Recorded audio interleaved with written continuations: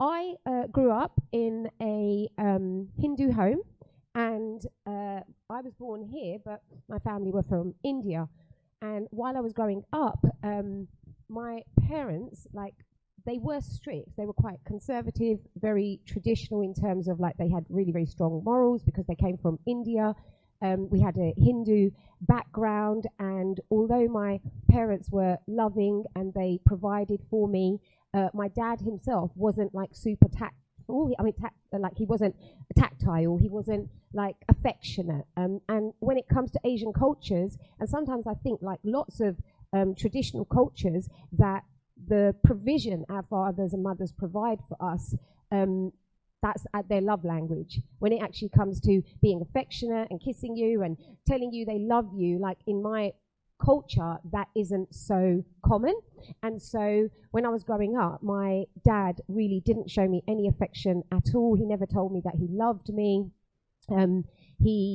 Sometimes when he was drunk, if he was a bit tipsy, he could be friendly, but a lot of the time we actually grew up like being nervous about my dad because he had an alcohol issue. And so sometimes he could be quite violent, and he could, lash out, and he could kind of get angry at times. And so we would tread on eggshells around him at certain times. But even with that, I had like a happy childhood, and it was quite strict. You know, we weren't allowed to dress in a certain way. We weren't allowed to go to certain places. We weren't allowed to swear. We definitely weren't allowed to have a boyfriend. We weren't allowed to drink alcohol. Like, all of those things we simply were not allowed to do. And then there was a side of me where I was quite rebellious. I wanted to please my parents. I knew that in the Indian culture, like, shame is a big thing. Like, you can't bring shame on the family. And that was like a heavy cloud on us. Like, you were not allowed to bring shame on the family. And so whatever you did, you had to be conscious of what the community would say. You know, like, what would Uncle G say? You know, what would Auntie G say? And so you had to be so conscious of not bringing shame to your parents. And so I ended up living a double life from quite a young age, where I made sure that I was, you know, following all the rituals and being pleasing to my parents, but then behind the scenes, my double life was that I was drinking alcohol, I was sneaking out, I was smoking. And so I learned about performing at a very, very young age. And because of like our Hindu background, it meant that there was a lot of idol worship in our home. And so it was common for us to be around black magic, to be around voodoo. And it was also common, like once or twice a month, to have like these worship nights where you would actually see a lot of like demonic possession, where, you would have people that would become possessed by gods or goddesses, and they would begin to manifest. And when we would go to India, we would go to fortune tellers. Like, if we didn't know what was going to happen in a situation, we would go to someone, to like a priest, to tell us, you know, what to do. Curses were common. Like, all of that stuff was quite normal when I was growing up. But for me, when it came to Hinduism, I just could not actually connect with it. So even though I followed like the rituals and I fasted as a kid and I would like enjoy the festivals and stuff, but I could never get my head around this idea that these were statues that we were worshipping. And my mum, she had like a mandir, which is like a shrine in the house, and it was full of all these statues and all these pictured frames. And I just couldn't connect how my mum was so religious and she was so hungry for God, but there was so much pain in her life. You know, there was so much tragedy in her life. And I would wonder, like, Mum, how come these gods aren't helping you? Like, how come these statues aren't helping you? Like, I never saw any fruit from her Hinduism. And I also remember from a young age being molested. And so I had that where my sexuality was awakened in a dysfunctional way from like childhood. So that was going on in my life. And so with all of that, you know, like idol worship and molestation and this double life and religion, like all this junk going on. And I remember being 11 years old and being in India And I was reading all these comic strips that were about Hinduism, and they were about the stories of like all the gods and all these legends to do with the different gods in Hinduism. And because I was there for ages, I like read the whole series. It was like a box set of like about, I don't even know how many comics. And I remember getting to the end of like another box set, and my head felt like it was going to explode, because I couldn't just make that connection with how come like these legends, all these gods, they've done all these amazing things, like they've won these battles and, you know, they've conquered these demons, they've done all of this stuff, but they're statues. Like they're statues. These are like half monkeys, half humans. You know, they don't have eyes, they don't have ears. I couldn't understand how they're meant to save the world. I couldn't understand how they're meant to hear our prayers. I couldn't understand how these dead things were meant to give us life. And I remember like lying on the bed, like my head aching with like the thought of this 11-year-old like trying to work out, it doesn't make sense, it doesn't make sense, it doesn't make sense. And then I came back to London, and not too long after, someone knocked at my door and they told me about Jesus. And they told me that he was alive. And the minute I found out that this God was alive, I was like, oh my gosh, I want to know this God. And so then I became a Christian at the age of 12. And although I had all of that junk going on in my background, I was already quite dysfunctional, but I now knew Jesus.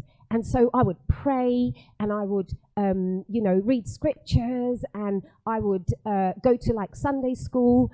But because I never really understood the gospel at that age, I just knew that this God was alive, but I didn't really register. I didn't make the connection of what he had done for me. I didn't make the connection that I don't have to be religious anymore. I don't have to perform anymore. I don't have to be super good. Like, God loves me, full stop. I don't have to do things to earn his love. And so essentially what ended up happening is I just transferred all my religiosity from Hinduism to Christianity, you know. So then I would make sure that I'm praying, and I would make sure that I am like reading the Bible, and I was going to church, and like for half an hour every night I prayed for the salvation of my family. But then at the same time, I was still smoking, I was still drinking, I was still, like doing all of these things, even though I was now a Christian.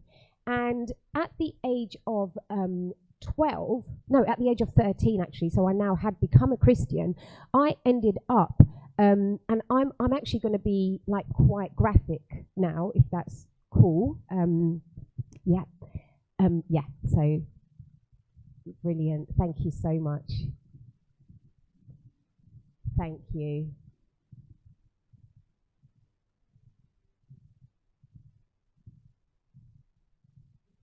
Yes.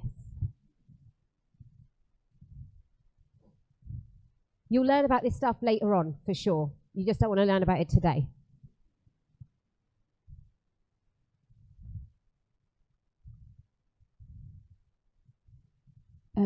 So basically what ended up happening to me is at this stage now, because my sexuality had been awakened in quite an illicit way, I had quite a pornographic mind.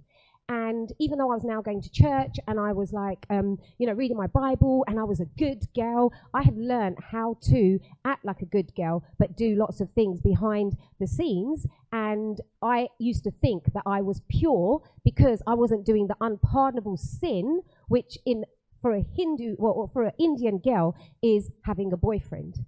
And because I wasn't having a boyfriend, and the reason I wasn't having a boyfriend is that every single time my sister would get caught doing something with a boy, my dad would beat my mum.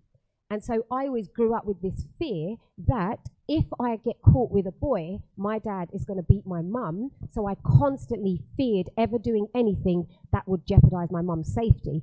And what that did was, I had such a sense of self-righteousness, even though I was drinking and smoking, and even though I was reading adult books at the age of like 12 and 13, but because I was sacrificing not having a boyfriend for the sake of my mum, I had like this sense of righteousness where, oh my gosh, I'm so holy, I haven't got a boyfriend, because I'm trying to protect my mum. It didn't sound like that, but really deep down, that was what was actually going on. So I was reading adult books at the age of 13, and then one night I had a sex dream, And in the sex dream, I actually ended up like being molested by a sex demon. And these are real, you know, like for some it might be like completely off your grid, but actually sex demons are actually real. And so I ended up having a visitation from a sex demon in this dream, but I didn't realize that that's what it actually was. And so as a result of it, this like spirit of lust really just became like concrete in my life. And so it meant that I was actually like quite perverse in the way that I thought, but I thought I was so holy. And after that sex dream, I ended up like just 2 weeks later just beginning to masturbate. And I had never ever masturbated before in my life, but after that visitation from that sex demon, I began to masturbate. And so I'm now a Christian, you know, like I'm reading the Bible, I'm going to church, but I am sneaking out my bedroom window, I'm smoking, I'm drinking, I'm masturbating, you know, like, but I haven't got a boyfriend. You know, like that was the thing, I didn't have a boyfriend. And so by the age of like about 16, I still thought that I was going to do the right thing and I wasn't going to have a boyfriend. But then at the age of 16, someone introduced me to R&B music. And what that began to do to me is it completely changed the way that I think, the way that I see things, the way, like my worldview changed as soon as I started listening to R&B music. And within 3 months of me listening to it continuously, that was it. Like all I wanted to do was have sex. And so I ended up immediately having my first boyfriend, like me wanting to protect my mum. It went out of the window and I just embarked on such a reckless life. And I had been accepted to the London College of Fashion because I loved fashion so much. And while I was at the London College of Fashion, I ended up being so caught up in going clubbing every single night, you know, like smoking, being out with guys, that within a few months, I stopped being engaged in my course and all I wanted to do was have fun. Because I was from an Asian background, when it comes to studying, it's like studying is the one thing that your parents will let you do anything as long as you're studying. And so as long as I could keep up this pretense with my parents that I'm studying, then I could get away with doing anything. So now I'm at fashion college, but I'm completely failing because all I want to do is have fun. I get to the end of my course and I completely fail my course, but I don't tell my mum that. I end up just lying and telling her I've done my course and now I need to move out, mum, because now I'm moving on to the next course, which is all the way in Barnet. So then I say, and for that, I have to leave home. So I'm just lying. I'm continuously lying. And by this point now, I've completely forgotten about Jesus. I don't want anything to do with Jesus because I wanted to be sexually active. I wanted to do all of these things that I knew were wrong. And so I left Christianity and I left home and I completely failed my course. And I ended up being at this new place and I ended up being reckless and I ended up then getting pregnant. And once I got pregnant, I ended up having an abortion. And for me, at the time, having an abortion, it's like I couldn't even consider having a child because I wasn't even allowed to have a boyfriend, you know? So having a child was completely out of my, like, grid because I couldn't tell my mum I had a boyfriend, let alone mum, I'm having a baby. So I aborted this child and then I decided to get my life together. I moved back home and even though I was no longer walking with the Lord, but I could feel the grace of God and the mercy of God just like embracing me. And I felt like he threw me a lifeline because I was able to get back to college again and start another fashion course. And for the first time, I was loving studies. Like I was focused. I was still dating someone, but my focus was studying. Like I knew I'd made a mess of my life with the abortion and I'd messed up a lot. So then I really did want to succeed. And so I'm studying this next business of fashion course. But then as I'm getting towards the end of it, I bump into a friend that I knew from school, and within a week she introduces me to Class A drugs. and house music. And so before I knew it, I am once again in this cycle of just recklessness all over again. And I found myself, like, again, throwing away all my studies. But because I had to stay in education in order to have freedom, because if I wasn't going to study, I would have to come back home, I'd have to get an arranged marriage, and I'd have to, like, live an ordinary life. And so I continuously just kept, you know, knowing that the only way I can have any kind of freedom is just to use the education route. So even though I'm now involved in Class A drugs and I'm drunk every day, and, you know, similar to Pastor Stephen, really, and but I'm doing a fashion degree.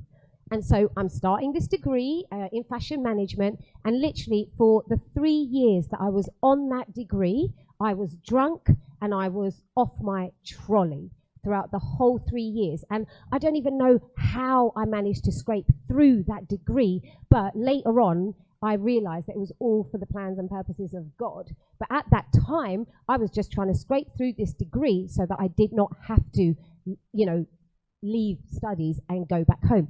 During this second degree, I ended up getting pregnant for a second time. And again, I did what I knew to do, the only thing I knew to do, which was to have another abortion. Like, I saw having a baby as a complete interference with me having fun. You know, like, now I know the sanctity of life. Like, now I know, like, what life is about. But back then, I was so blind. I was so, like, dead in my sin that I actually took 2 lives.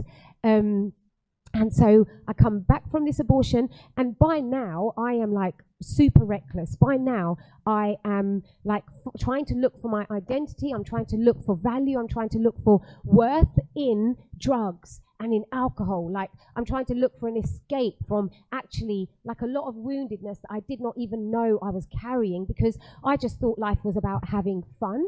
And I ended up, like, getting to a point in my life where I just, like, hit rock bottom. Like, I was continuously just leaning on drugs and alcohol to kind of bring me satisfaction, but it just wasn't satisfying me. And as my life kind of, like, deteriorated and kind of got out of control, I found that people around me were, like, talking about God. And I, at this point now, was, like, having one-night stands, you know, like, I was really, really dark. I was considering becoming a stripper. Like, all the choices I was making in that moment in my life was so reckless. But the crazy thing is that the same woman who had led me to the Lord when I was 12, in my backslidden years, I've left home, I'm doing all my madness, but she ended up leading my mum to the Lord. And so even though I had completely backslidden, my mum was a Christian now. And so then my mum started praying for me. And one day, my mum said, Bobbi, I'm having a prayer meeting. I want you to come to the prayer meeting. So I went to her house, and I did it just to honor her. I mean, who wants to go to a prayer meeting, you know? But I was like, you know what? Mum's having a prayer meeting. Let me go into the prayer meeting. And then I go there, and I end up having an encounter with the Lord, and someone ends up prophesying over me. And as they're prophesying over me, I'm crying, and I'm thinking it's the come down from the drugs. But I had no idea that actually it was the presence of God, because actually I'd never, ever experienced the presence of God. And when I left my mum's house that day, I knew something had happened to change me, but I didn't know, you know, what it was. I didn't feel like I changed on the outside, but I know that God had somehow come and got under my skin. And even though on the outside I still took the drugs and I still slept around, I still did all of that madness, but from that day I could not stop thinking about God. And even when I would be high, and even when I would be off my nut, where I couldn't even tell you what day it was, I couldn't even tell you what time it was, I couldn't even tell you if I was going to get out of that club alive, but what I could tell you was about God. And I would have conversations about God to random strangers, and so he was right there. He was kind of like under my skin. And I started going to my mum's church once in a while at that point. And as God kind of like came back on the scene, and as I started going to my mum's church once in a while, I began to get convicted. And the peace that I would feel when I was standing in church, it was the only place that I would actually feel any sense of peace. And so as that became more and more like just overwhelming in my life, I knew that I need to become a Christian again. And the only reason I knew that is because of the fear. Like, I knew the things that I was doing in my life. I knew how reckless I actually was, that I was going to end up in hell. I knew from being a child, you know, being a Christian as a teenager, I knew that if you don't actually walk with God, the consequences are hell. And so out of fear, I just knew that, okay, Bobbi, you need to become a Christian. So I actually became a Christian. But deep down, I didn't want to stop the sin. I just wanted the darkness to go. I just wanted the sin to stop being so expensive. I just wanted, you know, like the repercussions to stop. And so I became a Christian.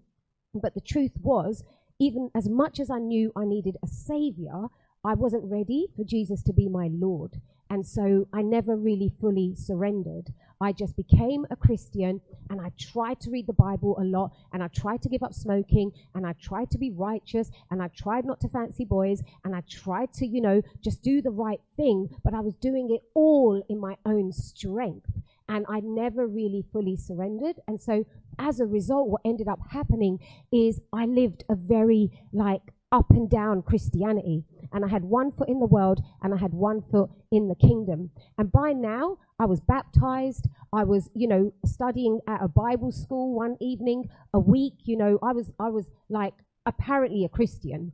But every single time I would do really well as a Christian to celebrate, I'd go and get drunk. You know, like every time I had a victory as a Christian, my only way of actually truly enjoying myself was going and partying, because I basically found Christianity boring compared to the world. And so for the next 2.5 years as a Christian, I would go forward for like altar call after altar call after altar call. And every single time I'd come to the front, there was always parts of me that never really fully surrendered. And I wanted God and I wanted more of God. But the bottom line was that I still enjoyed too much sin to walk in truth. And I knew too much truth to enjoy sin, you know. So I was like in this prison, and I would literally like wake up in the morning and I'd be like, oh my gosh, Jesus, like, I'm going to praise you today, and I'm not going to fall today, and I love you, and I want to walk with you. And then by that night, I'd completely get off my nut and I'd do something dumb. And then the next morning I'd be begging him for his forgiveness, and just the torture, just the prison of going back and forth and back and forth. It got so tormenting. And as a Christian, I was still masturbating. And the thing is, it's like when it comes to sexual sin, the way it shatters your soul is like so like tormenting. And you don't realize that it's actually the root of like so much of your self-hate, so much of your condemnation, so much of like your restlessness, and it overtakes you. Like that condemnation and that hate for yourself overtakes you, because the Bible actually tells us that sexual sin is the one sin that's against your body. And when you're engaged in sexual sin, the way it actually like shatters your soul, shatters your disposition, shatters who God has created you to be, it's so tormenting. You're so fragmented that you cannot live a full life. But I had no idea of the repercussions at the time. So as a Christian who's just going back and forth and who's still involved in sexual sin, I had no idea that even as a Christian, I was still walking around like a corpse. And so what would happen is, like I said, I would be good for a little while and then I'd fall. Good for a little while, then I'd fall. And it got torturous. It got so awful to the point where I was just like, Lord, I can't do this anymore. I don't even want to be a Christian anymore. This is too hard. I would just pay the price, even if it means going to hell. Because actually living for you and not being able to be set free from sin is so painful, I can't do it anymore. And I was like going through that whole like torment, and it ended in like me begging God for an exit strategy, but I didn't know what that exit strategy was. And the way that exit strategy came was in the most awful way, because I ended up one night having friends over, and we ended up getting drunk, and we ended up smoking a lot of weed that definitely I think would have been laced with something like some chemicals. And so I remember like smoking, and I remember getting drunk, and I remember feeling like this feels a bit weird. It feels like odd. There was something very, very like sinister about it. And my friends went home. And when my friends went home, I'm just lying there by myself in my bed, and I was wide awake. And while I was wide awake, I had a sex demon raped me like while I was wide awake. And what that made me realize in that moment is that when I was 13 and I'd had that sexual dream and I'd had that sex demon who had come and he'd shown up, and from the age of 13 to the age of 28, till that night when I had the sex demon visit me while I was wide awake, all of a sudden I realized that that means, like, literally for all these years, for 15 years, this demon had been visiting me in my sleep, and I just hadn't even known. And every single time he would have visited me and I'd had a sexual dream in like the last 15 years, that spirit of lust would have been getting stronger and stronger and stronger, and it would have fueled like all of my sexual behavior, all of my promiscuity. And here I was now lying there and like wide awake, and all of a sudden, like, God just showed me that, Bobbi, this spirit that's raping you, that is the spirit of the world. This is the spirit that you have been following all your life, you know, the spirit that you've been entertaining, the spirit that you have been rejecting me for, the spirit that you've been friends with, and it hates you. It absolutely hates you. And in that moment, all my like life flashed before me, you know, like literally I thought I was going to die, because I had seen films where, you know, sometimes someone would have a visitation from a demonic spirit which would end in violence. And so in that moment, I thought it was game over for me. I thought, oh my gosh, I'm about to lose my life. And all the prophecies that God has said over my life literally just went through my mind. And I just began to bawl my eyes out and just thinking to myself, oh my gosh, if demons are real, this must mean that God is real. Because I realized in that moment that all along I hadn't quite believed that God was real. And I remember lying there thinking, wow, if God is real, it's too late. I've discovered it too late. And so I just thought, this is it. It's game over. I'm going to die. And so I just began to worship. And I just told Satan that I don't care what you do. You can do what you like. And I just began to praise Jesus and praise Jesus and praise Jesus. And I obviously didn't die because I'm here. And that night, when I actually, when I felt like a shift in the spirit and I knew that the spirit had left, I ended up, like, at that moment, it's like my life radically changed. I knew that I didn't want anything to do with the spirit of the world ever again. But to be quite honest, there were still parts of me that was not willing to let go of the sin, even though the spirit of the world had been exposed to me.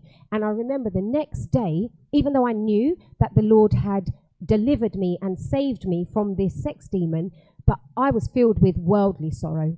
I wasn't filled with godly sorrow. I was filled with worldly sorrow. I was filled with a sorrow because I was like, damn, now I've seen what the world's like. Now there's no way I can sin. You know, now there's no way I can get away with sinning, because now if I sin, the consequences are too costly.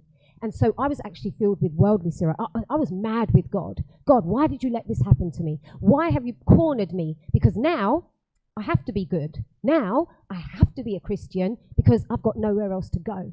And so I remember, like, then at that point beginning to read my Bible, you know, like, pray, but I was doing it as if the Bible and prayer was like medicine that I had to take because I had a sickness.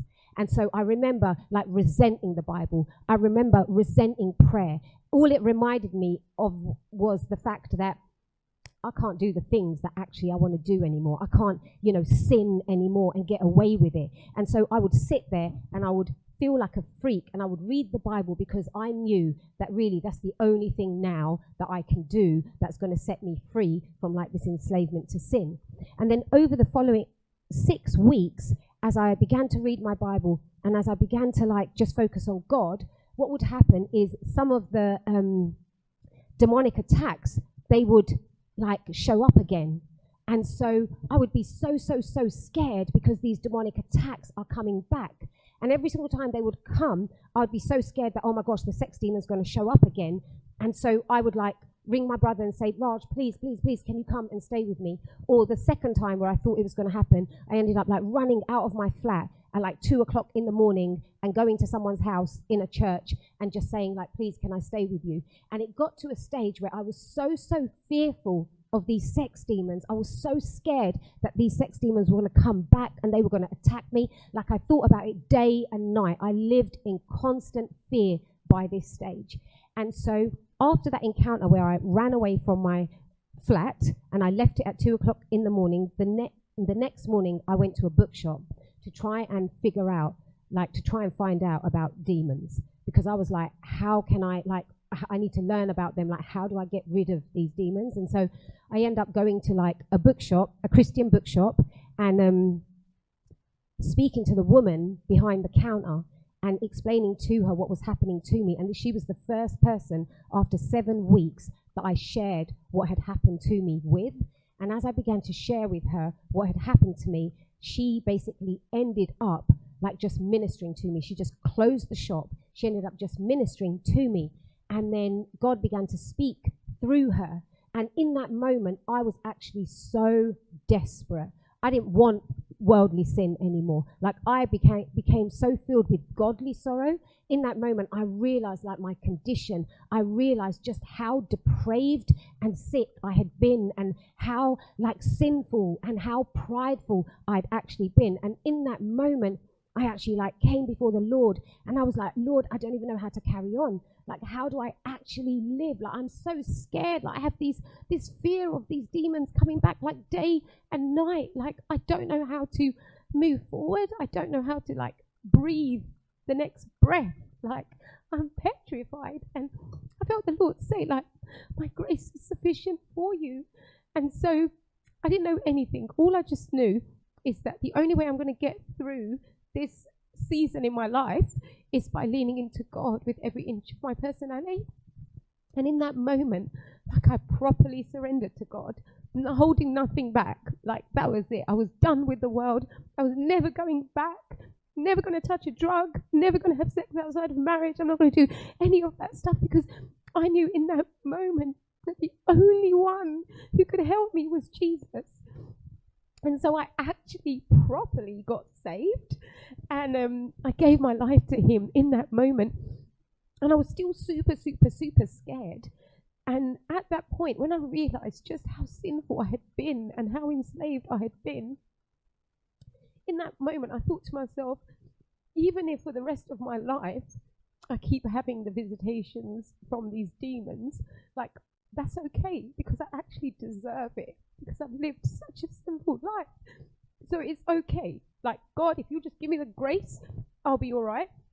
And then God was like, Bobbi, like, you don't have to, like, the sex demons, the fear that you have of them visiting you, like, that's not a punishment from me, because I kept thinking that God has every right to punish me now. Like, these sex demons, they're going to continue, and God's well within his rights to let me suffer those consequences because I have sinned. And God was like, Bobbi, the punishment is not from me. Like, Jesus has already paid for all your sins. Your sentence has been paid. It's been served by Jesus. But you are going to have to go through this season, and my grace will be sufficient for you.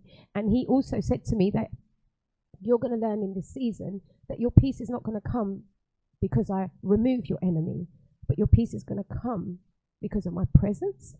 And so in that moment, like, I left my flat and I went to live with my sister for 2 months because I just didn't want to be in the flat. And then, but now I'm like in love with the Lord. Now I'm waking up every morning and I'm worshiping and I'm praying. And I wasn't actually worshiping, I was just praying and reading my Bible. And it's the first time now I'm actually on fire for the Lord. And after 2 months, I felt the Lord say to me, like, I need you to go back home, go back to your flat.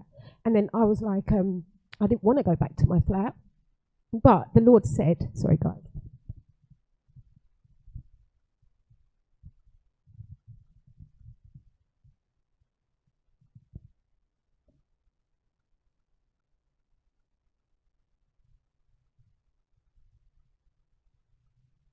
Hot mess over here, guys. The Lord said, you're going to go back home and you're going to worship me. And up until that point, I didn't know about personal worship. I only knew about corporate worship. And I didn't know that praising Jesus like breaks chains. And actually, the night that I actually had the sex demon visitation, I remember, because my mum was now a Christian and she was in the flat upstairs at my brother's flat, and after the sex demon like attacked me, once he had gone, I like screamed for my brother that night, and my mum came down, and I tried to explain to my mum, like, Mum, I don't know what's happened, but something just happened to me, and I just need you to pray, I just need you to pray. And my mum, in that moment, began to just praise Jesus. She began to say, like, oh, Jesus, we love you. Jesus, you are worthy. And I had no understanding of praising Jesus at that moment. So while she's there, like, saying, Lord Jesus, we love you, I'm like, Mum, forget that rubbish and just pray. You know, like, I had no understanding that actually to break chains, you need to worship. And so when the Lord said to me, Bobbi, you're going to go back home and you're going to worship, and I'm going to transform you as you worship. And so then I moved back to my flat, and I began to worship. Like, I began to worship as if my life depended on it. And the Lord taught me how to worship so that all your fears go. And I began to worship day and night. Like, I could not function unless I worshipped. And the more I worshipped, the more I fell in love with Jesus. The more I worshipped, like, the atmosphere changed. The more I worshipped, like, I didn't care anymore. And so for the next 2 years, all I did was worship. I did not go to sleep with my bedroom light turned off for 2 years. But as I kept worshiping every single day, I started just growing in so much faith that I didn't care about the demons anymore.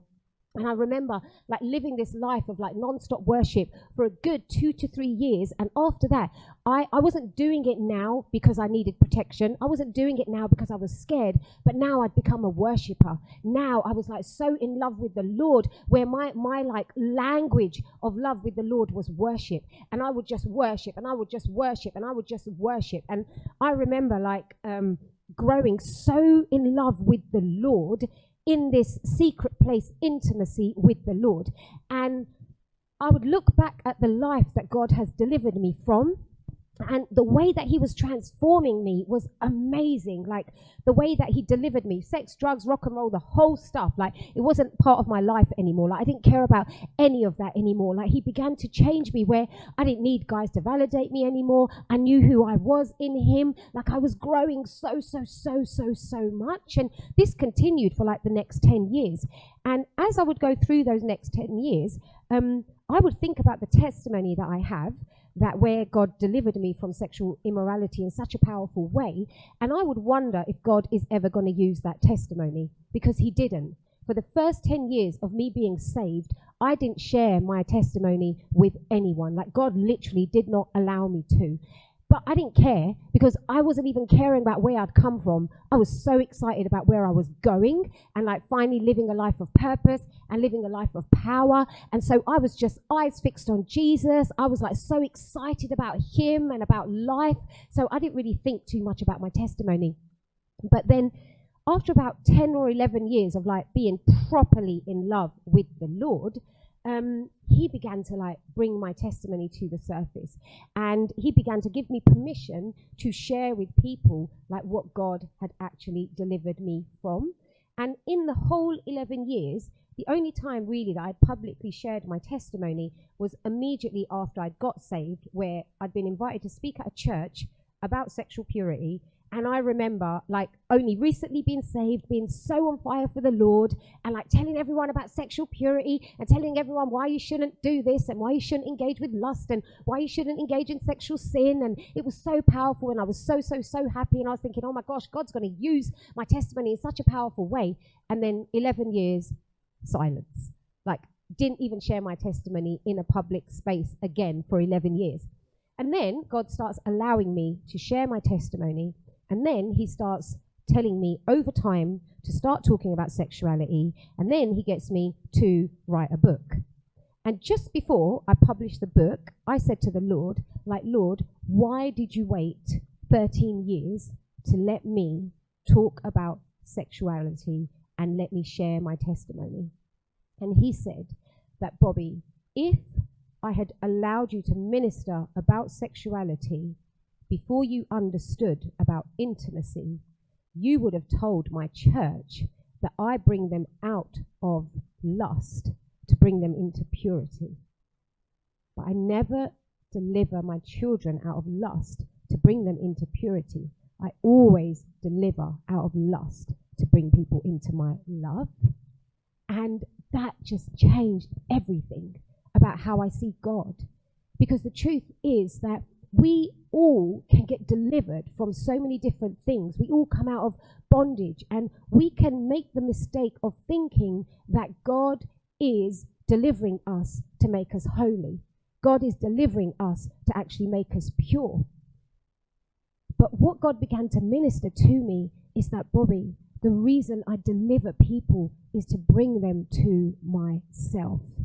And only now that you understand that, it's only now that I can even trust you to share about sexuality with my bride. And that's really just what I want to minister about just a little bit, because we get delivered and set free from the world, not for purity or holiness, because we're holy because he is holy. We're already holy because he is holy.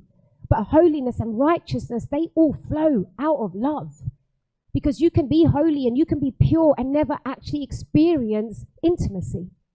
You know, in the book of Exodus, in chapter 19, verses 3 to 4, this is what it says when we're reading about Moses bringing out the Israelites out of Egypt. It says this: "Give these instructions to the family of Jacob. Announce it to the descendants of Israel. You have seen what I did to the Egyptians. You know how I carried you on eagle's wings and brought you to myself." So the Israelites would have thought that God was delivering them out of bondage to bring them into freedom. But actually, this scripture tells us that he was delivering the Israelites to bring them to himself. And everything that God delivers us from, every bit of carnality, every bit of bondage, every imprisonment, it is to bring us to himself. And just like the Israelites had to leave Egypt in order to come into the promised land, we all have to leave our Egypts. You know, we all have an Egypt that we have to leave. We all have those places of carnality. We all have those places of enslavement and those places of bondage. And we all have to recognize that we have to come out. But when we come out of those places of enslavement, God is not just bringing us out of bondage to free us. He is bringing us out of bondage to bring us to himself. Because it's only in close proximity to God that any of us can truly be free, that any of us can truly be holy, that any of us can truly be pure. And the Israelites, because they never got the memo, they never actually experienced intimacy with God. And this is why they could never truly walk in holiness. No matter how many times God showed his miraculous power to them, no matter how many laws he gave them, no matter how holy God was before them, because the Israelites never actually understood intimate connection with their Father, they were never actually able to walk in true holiness. But Moses was like, "Teach me your ways so that I may know you." And this word know is the word yada. It means to be fully known, to be intimately acquainted with.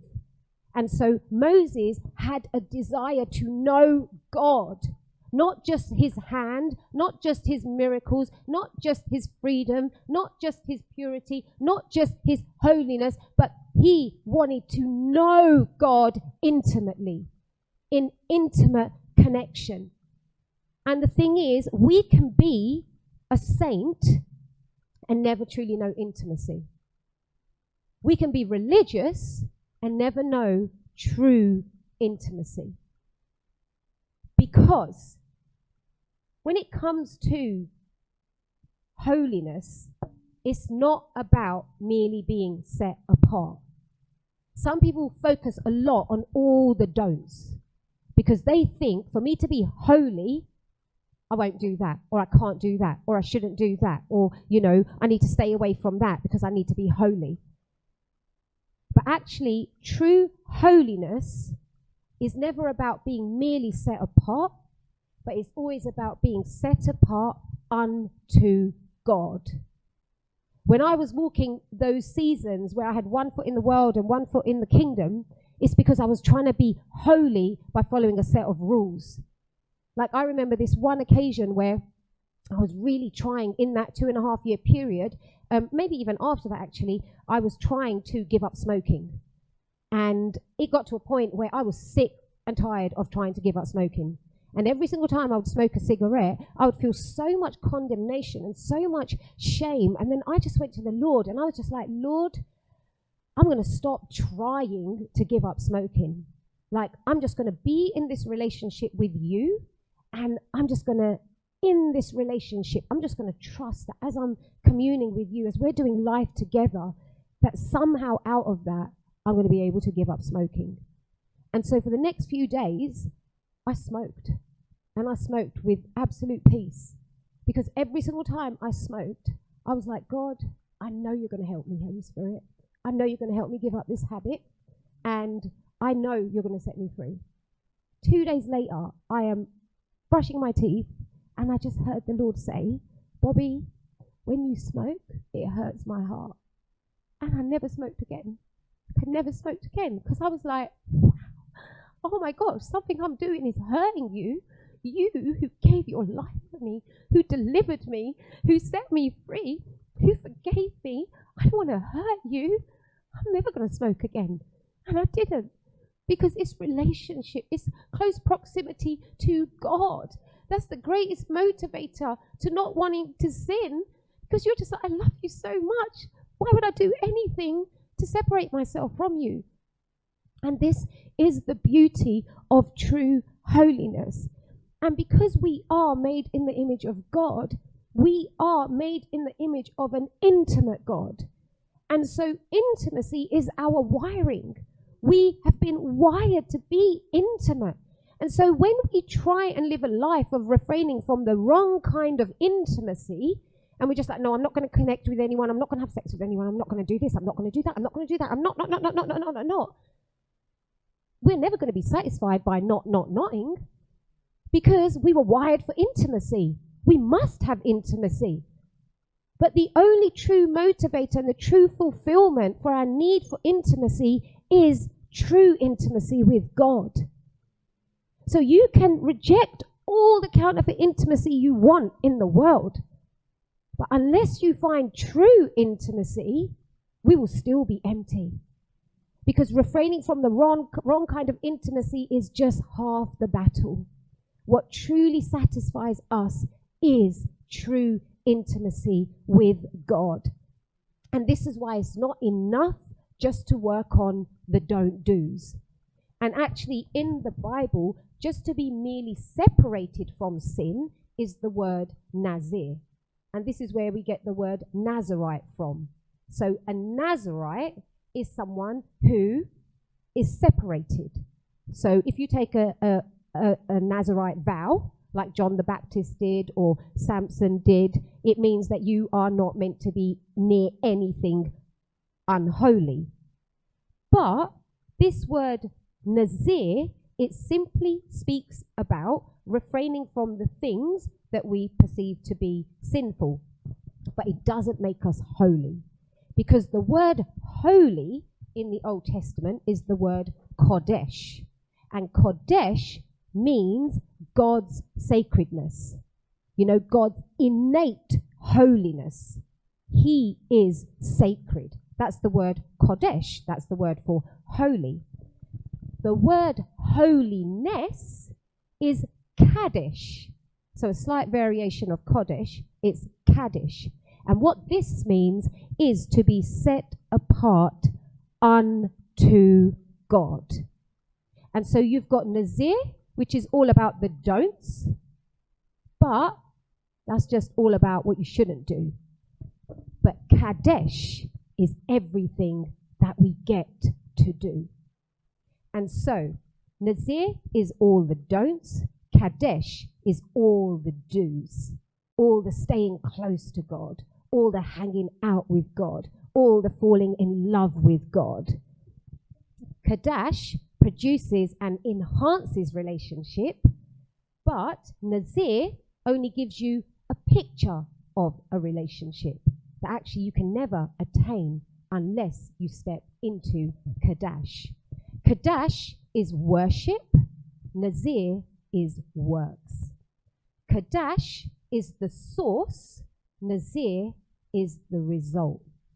Kadesh is the root, Nazir is the fruit. So if Kadesh and being set apart unto God and close proximity with God is my source, then of course a natural byproduct of that is being separated from anything that would dare contaminate my relationship with the Lord, that would harm our intimacy, that would keep me away from God. So the word holy never comes from Nazir, but it always comes from Kadesh. And so us as children of God, if we truly want to be satisfied, it must not just involve disengaging from counterfeits, disengaging from lust, disengaging from sin, disengaging from bondage, although those things are necessary. But we must live a life of being fully known by God. And as I mentioned, this word yada, which is being fully known, and this word yada, being fully known, is in fact the word that God uses for intimacy with him, for, that being fully known, that being fully acquainted with one another. That's God's word for intimacy with him. But yada is also God's word for sex, because the intimacy that we have with God is actually what God likens sex to. And this is why sex is so sacred, because sex is actually a picture of the intimacy that we have with God. And earlier on when I was in worship, I actually felt the Lord wanting me to share this, even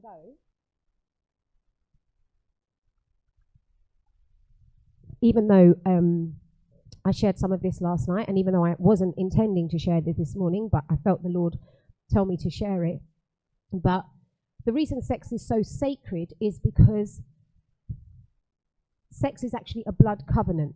And the way a blood covenant works is that in the Old Testament, and even, blood covenants still exist, but in the Old Testament, when you would make a covenant with someone, whether it was between tribes, whether it was between two people, whether it was between nations, whether it was God and man, you would always take an animal and you would sacrifice that animal.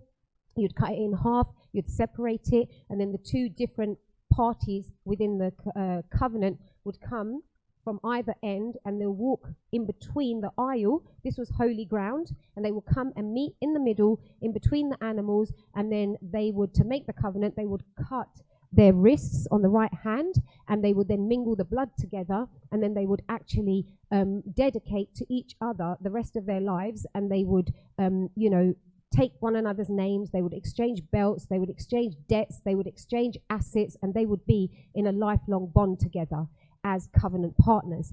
And the symbol of that covenant was the bloodshed. And this is exactly what happens in marriage. And when it comes to marriage, the actual vow is in fact sex. That's why sex is so sacred, because it's designed by God to only take place within marriage, and actually having sex and consummating your marriage on the first night as virgins, that is actually what creates the bloodshed, and that is what actually bonds you together in one flesh. And when it comes to God, when God actually betrothed Israel as his wife in the Old Testament, she was his wife. And he speaks about knowing her intimately. He speaks about being fully known by Israel. He wanted that level of intimacy with Israel. And every single time she went after other lovers, she was committing spiritual adultery on God. But that was okay, because God had another plan. And his plan was the new covenant.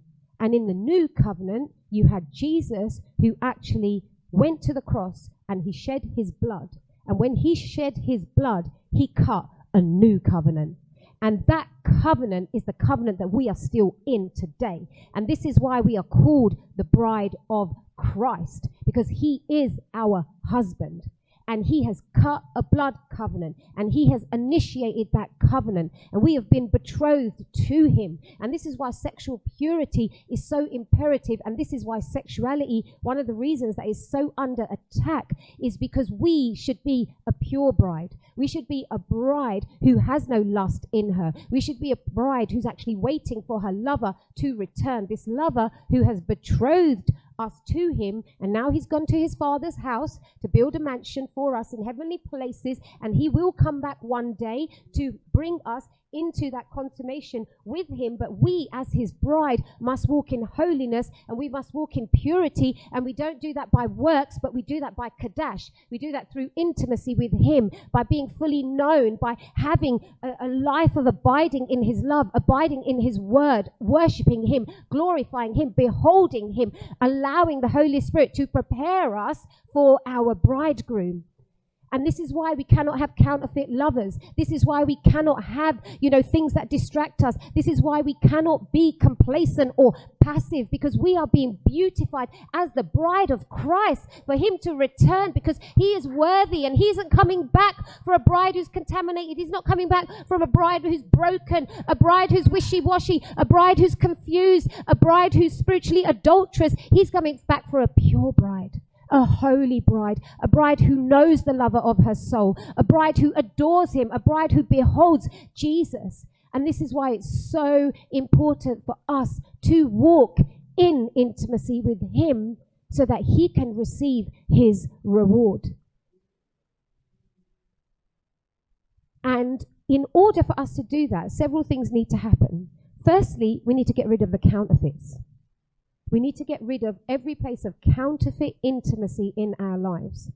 Every place where we are driven by the lusts of the flesh, the lusts of the eyes, and the pride of life, the spirit of the world, that spirit of carnality. Every place where we are in bondage, every place where we are enslaved, every place where we gravitate towards the carnal, every place where we have counterfeits instead of God, where we choose to watch TV instead of being in the Word, where we choose to hang out with friends instead of being in worship, where we choose to go for pseudo-satisfaction instead of satisfaction in God. Those places may be because of brokenness, where there is pain, where there is sexual immorality, where there is residue of negative things that have happened to you, which means that you go to those places because they're your comfort zones. So maybe when you feel that pain, you feel that brokenness, you naturally gravitate to porn, you naturally gravitate to masturbation, you naturally gravitate to food, you naturally gravitate to TV, you naturally gravitate to gossip, you naturally gravitate to self-hate or to slander or to complaining. Whatever those ways of the flesh are, we need to break agreement with them today so that we can actually let go of all those counterfeits and actually step into true intimacy, which is being fully satisfied in Christ.